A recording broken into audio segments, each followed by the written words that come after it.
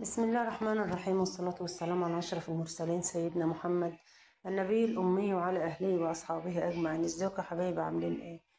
هنعمل ايه مع بعض النهاردة؟ هنعمل عيش السندوتشات التحفة ده، عيش جميل جدا. بس قبل ما أبدأ معاكم يا حبايبي، الفيديو ده والفيديو بتاع السيفود متصورين قبل وفاة أمي.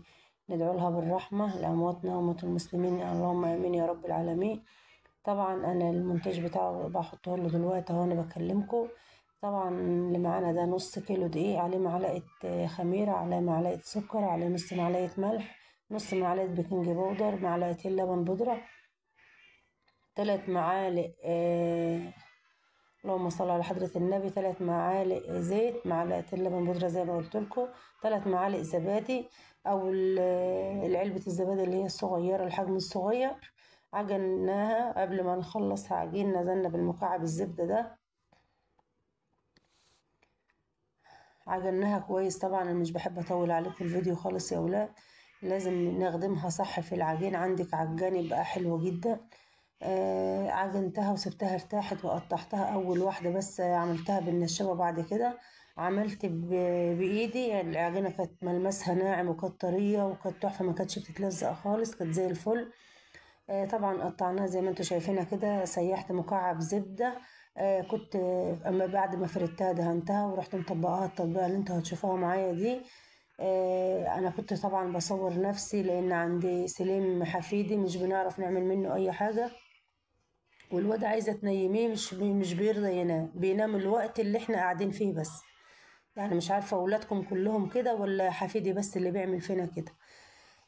طبعا زي ما قلت لكم مكعب الزبدة دهناها قبل ما نطبقها التطبيقة دي، ودهنا الوجه بتاعها هي كمان، وحطيت عليه حبة البركة. انصحكم حطوا حبة البركة في العجينة لانها حلوة جدا، في العجينة افضل، والفوائد بتاعتها حلوة جدا.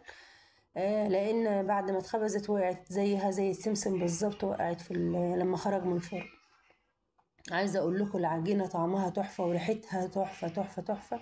طبعا قبل نسيت اقول لكم ان انا دهنت الصينيه زيت وشغلت الفرن سخن قبل ما ادخل العجين الفرن. اي مخبوزات، نصيحتي لكم اي مخبوزات تدخلوها الفرن، سخنوا الفرن الاول يا ولاد، شوايه والفرن من تحت، الشعله بتاعته اللي هي تحت دي، وتشغلوه افضل قبلها ب5 دقايق، لان بيبقى دخل المخبوزات بتاعك على الفرن وهو سخن افضل بكتير. طبعا كنت عامله الاستريبس يا ولاد. قطعت اللي هي الاستريبس صدور الفراخ، قطعتها وحطيت عليها توم بودرة، بصل بودرة، توابل فراخ، بابريكا، شوية جنزبيل. أنا بحب أضيف الجنزبيل جدا للفراخ اللهم صل على حضرة النبي، والفراخ المشوية أو الفراخ أو اللحمة، وشوية توابل فراخ، وحطيت شوية زعتر عليهم كمان، يعني ودوا الستريبس في حتة تانية خالص. ومعلقتين زبادي سبتهم يتنقعوا في التتبيلة شوية. شوفوا العيش، أنا دهنت الصينية زيت بس والله. العيش ما شاء الله ولا قوة إلا بالله، تحفة تحفة تحفة تحفة. يعني مش شرط تكليب ستريبس، تكليب أي حاجة، بانيه هتكليه بجبن، هتعملي سندوتشات بالليل، جبن لانشون، أي الموجود عندك هتاكليه تحفة تحفة تحفة، ما شاء الله ولا قوة إلا بالله، حلو جدا. زي ما قلت لكم الحاجة دي كانت معمولة قبل والدتي ما تتوفى، بس في كلا الحالات طبعا القناة لازم تشتغل ولازم ننزل فيديوهات، لان انا كنت نزلت قعدت بيها شوية في العيد.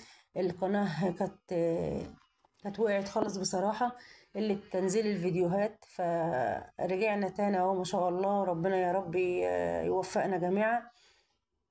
انا طبعا يا ولاد داخله في ال4 سنين ولسه ما فيش اي استفاده من القناه، بس انا راجعه وعارفه ان ربنا هيكبر بخاطري ان شاء الله. دعا ليا هيقعد لي باذن الله. حمرت بطاطس وقطعت خيار وكابوتشا وطماطم بقى، والبطاطس اللي انتوا شايفينها دي بقى ما شاء الله كان تحفه. واي صوص عندك بقى حطيه.